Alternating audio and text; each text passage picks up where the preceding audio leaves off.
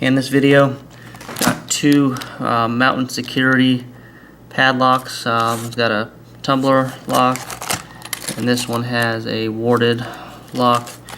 And they sell at Walmart for like $4.27 with the price rollback.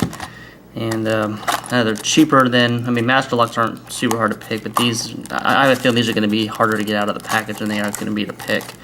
We're gonna give it a shot here. We'll start with the warded lock here. Let me get this one open.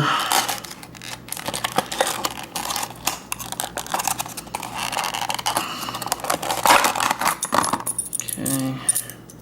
And look at that, they actually put the keys on the shackle in this package, so picking it up made it actually be easier than trying to get the key off. So the warded locks, like you see in the other videos, the warded pick set. And it's kind of just trial and error. Start with the hockey puck one. Not hockey stick, looks like it's too big here, so we'll try the next one.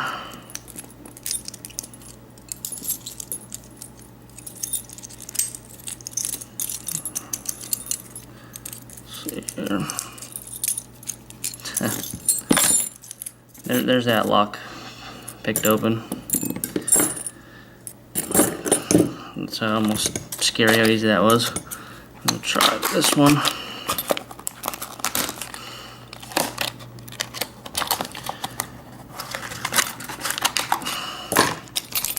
So yeah, a little difficult to open.